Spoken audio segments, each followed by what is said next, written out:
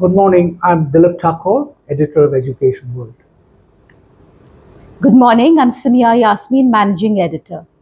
Well, here it is, the 26th anniversary issue of EducationWorld, a bumper issue containing large number of features, but our cover story traces some important landmarks in education over the past 26 years, some of which we have shaped, we have initiated, and which have been incorporated into policy. However, we are not very pleased with the pace of the reform. It's, in our opinion, somewhat slow and languid, and there needs to be acceleration. Yes, it's a 26th anniversary bumper issue. Many insightful columns by several education experts, both Indian as well as international. We'll tell you all about it a bit later. But should we quickly take them Yes. through what we have in store in our 26th anniversary issue?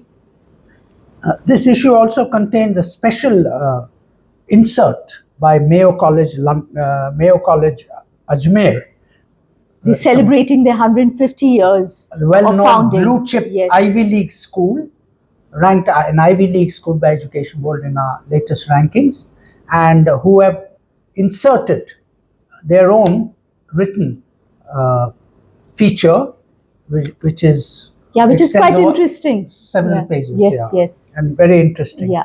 And as usual in our monthly editorials, very hard hitting this time.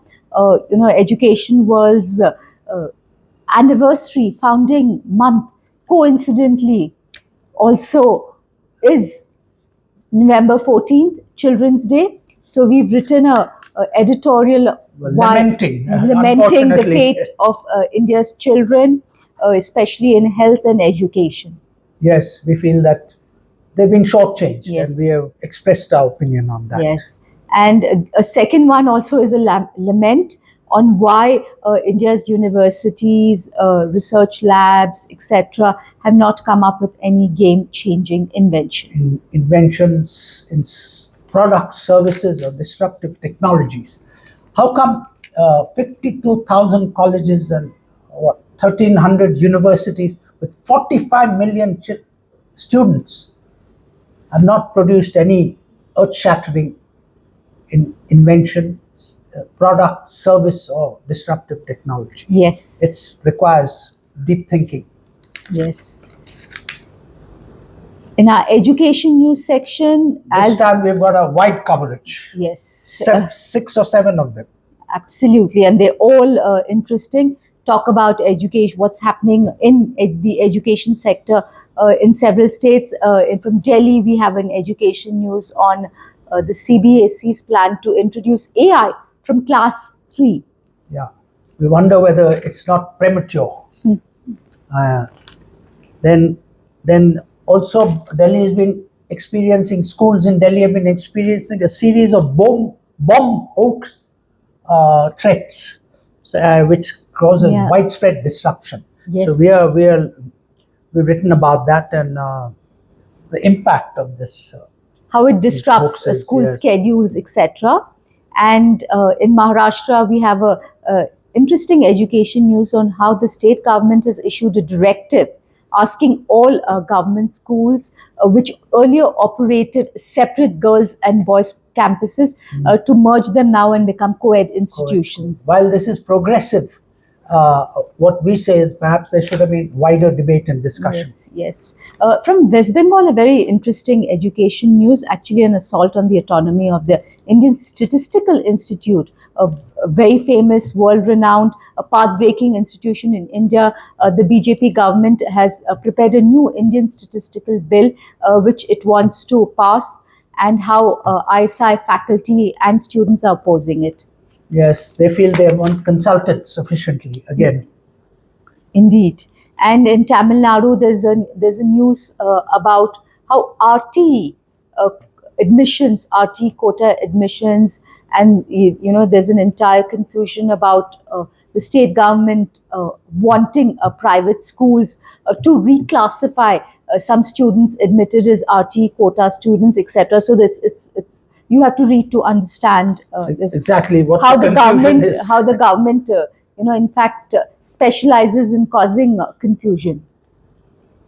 And from Andhra Pradesh, we have again a positive story, a great intent that they've created a blueprint for a huge leap forward in education. So we look, that is examined. Yeah, by our, and in Karnataka, there's been a level down initiative by the state government where they have reduced the pass marks in the school leaving class 10 and class 12 exams of the state board, the SLC and the second PUC exams. from 35 to 33. And Is that perhaps populist leveling down? That's being discussed in that story and report. Education notes also. We've got several Coverage from around the country. Yes, including Bihar, Arunachal Pradesh, etc. So between education notes and education news, we've got the entire country covered for you, including corporate initiatives. Yes. And the first of our anniversary essays is from our correspondents in the United States, Sheila Bauer and Ray Ravaglia, who talk about how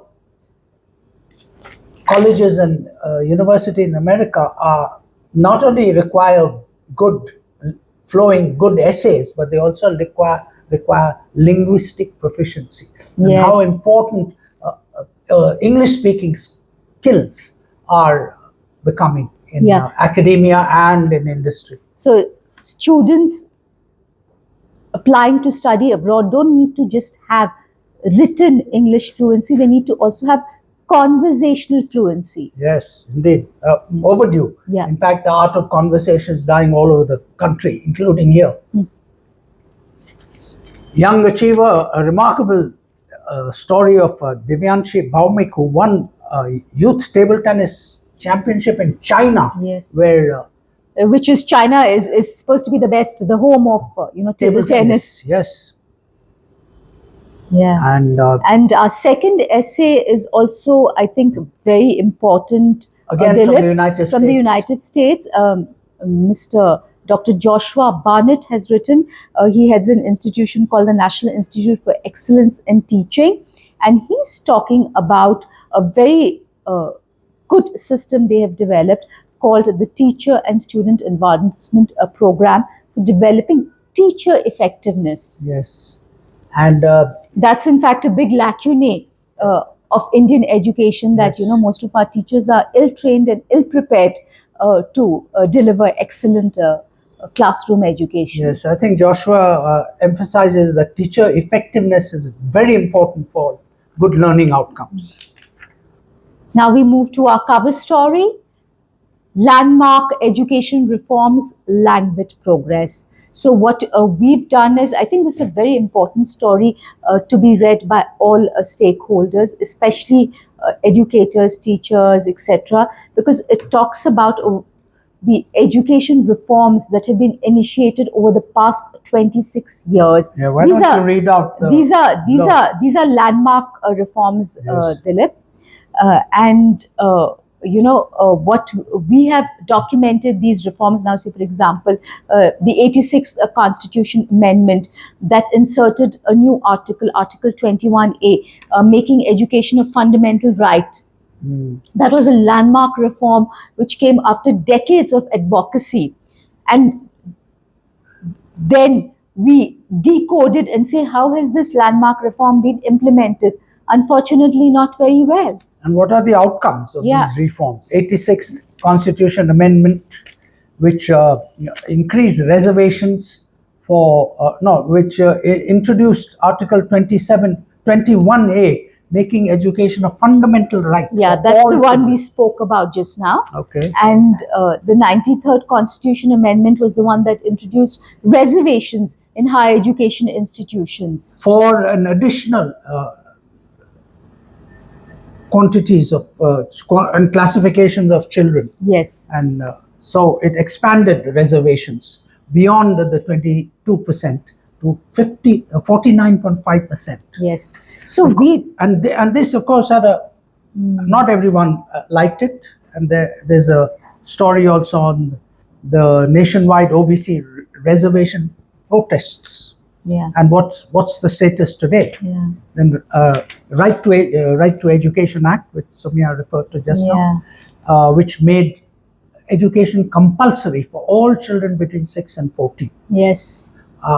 What is the progress and what is the outcome of that introduction of RTE Act? Then the Supreme Court upheld the RTE Act, was challenged because it reserves some capacity in private schools for poor children in their neighborhoods. That was challenged in the Supreme Court, upheld in the Supreme Court. It's also reported here. Yes, we have also another landmark event was the Supreme Court's medium of instruction verdict, where it ruled that the choice of the mother tongue, Choice of medium of instruction of children is that of parents. and not of the government. Despite that, in the NEP, there's a new education policy, again they've reiterated that the mother tongue is the best medium for children in primary education. Yes. So this kind of confusion goes on and on. Debates don't close in India, unfortunately. And again, there's a confusion on this issue. Another landmark event was the launch of the Skill India mission in 2015, where a huge target of skilling about 400 million and an overdue individuals. initiative. Yeah. So late it arrived Yeah. in India, and it was fully supported by Education World, and we believe that parallelly skilling children while they're in academia is so important. But the Skill India mission is not done as nowhere near as like well we as say, it should like have. we say, of the target of 400 million that was set in 2015, only 14 million people have been trained. So that's like way behind target. Yes, depressing. Yeah. And then we talk about the pandemic schools lockdown, how it pulled Indian education back in terms of learning loss suffered by children and its impact, and how many schools are still to recover from it. And we lament that is the largest lockdown of schools in the whole world. We didn't need such a long lockdown, and we also point out in our report the large number of the several cover stories we wrote, pleading with the government to start schools immediately and not extend the lockdown further. Alas, not with much impact. Yes. And then we talk about the NEP 2020, the National Education Policy, which came up after a 34-year interregnum. After 34-year interregnum, and it's a very ambitious policy. It has huge... Yes, it promises comprehensive reform of education starting from early childhood to higher education. So we talk about its progress because it's been 5 years since it was promulgated. Yes, and not as again a languid progress in that. And then we end with one of the causes that we had advocated right from early years of the 20th century, from 2007, to allow foreign universities to set up campus in India instead of allowing so many of our children to go to foreign campuses. Yes. Finally, the green light has been given for foreign universities. And this year, I think the first of them, last year, the first of them established the University of Deakin University in Gujarat. They were the first, and now several are coming. Almost 7 have been given approval, and they all will open campuses shortly over the next 2 years. And in our 3rd anniversary essay, another very interesting essay by Dr. S.P. Mishra, who talks about how higher education should evolve to meet the demands of the new digital age. Yes. Then we have a report, Dilip, on Education World India Grand Jury School Rankings, which are distinct from our Education World India School Rankings, which are based on a field survey. Education World India Grand Jury Rankings are based on nominations. Schools nominate themselves, third parties can also nominate schools, and then we set up a jury. This year we judged had by a jury, unlike public opinion in our Education World India School Rankings. So we had a stellar jury of educationists, including Fatima Garkar, Dr. Sumer Singh, Rohit Mahindra, Dr. Ray Ravalia. So all these people assessed. Yes, on parameters which are separate and distinct from what we assess in the Education World India school Indeed. rankings. For instance, it included categories and parameters such as learning, assessment and outcomes excellence, design thinking and experiential learning, high happiness and well-being, great schools for teaching and learning, STEAM education excellence, emerging high potential schools, extraordinary leadership, best school governance and management, etc. Sport, the best for sports excellence. Yes. Also. Safety, security and digital well-being, community and social impact, sustainable and future-ready design. And also the responses of the heads of these schools to their rankings. Yes. All very interesting. In another very interesting anniversary essay, Marina Avakian, who's a Russian educator, but now teaching in Ahmedabad. She lives and teaches in Ahmedabad, and she talks about a very unique program called the Holistic Education System Program, which is all about peer learning, not just between students, but between teachers and students also. As she says, today's children must understand systems, recognize interconnections, collaborate and adapt to an unpredictable future. This is where the holistic education system provides a new path. Indeed. And we have a eyewitness report this time from an exemplary institution in Oman. It's called the Middle East College, Muscat. This is an exemplary Indo-Oman joint venture. Yes, set up by Indian educationists in collaboration with educationists in Oman, and they provide they've established from the year 2002, and they've grown this institution into an exemplary institution, which has great potential of being replicated in the Middle East and beyond, perhaps in India as well. Yes. And it's a very interesting and extraordinary story. Indeed. Another very insightful anniversary essay written by Rajiv Desai on the plight of Indian universities, especially plight.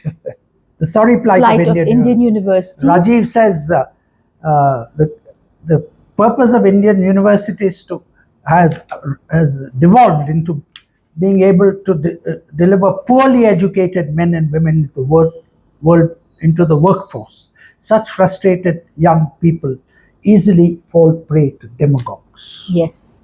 And then we have a very cheerful and lively pictorial essay on our recently concluded Education World India School Rankings Awards 2025-26, which was held in Delhi, a grand celebration of Indian K-12 education. Over 3 days, we had over 3,000 of India's top school leaders, the largest conclave of principals, etc.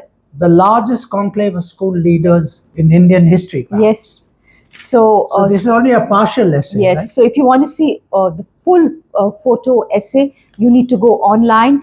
So we have some snippets over here. This was also an occasion, Dilip, where we conferred several education leadership awards, including the Education World Extraordinary Achievement in Education Leadership, as well as the Lifetime Achievement Award to distinguished educationists who've spent, in fact, years, serving Indian education in their quest to upgrade and improve Indian education. And who remain unsung all these years. Yes. So we have detailed citations. Some of the leaders who were awarded include Dr. A.K. Pansari of the Royal Global Group in Guwahati, and Mr. Rustam Kherawala, founder of the Vidya Group of Schools. So we have their detailed citations. You can read and perhaps emulate their excellent work. Yeah. The citations which are read out at the awards are reproduced here. Yes. And as usual, our very tongue-in-cheek postscripts. Yes. On various matters. Yes. It's like sundry musings. Yes. Yes. So that's our 26th anniversary issue. Again, we invite you to read, comment, debate, argue, criticize, Yes, we are open to criticism, and Yes. we'd like to stimulate a debate, which so far hasn't happened.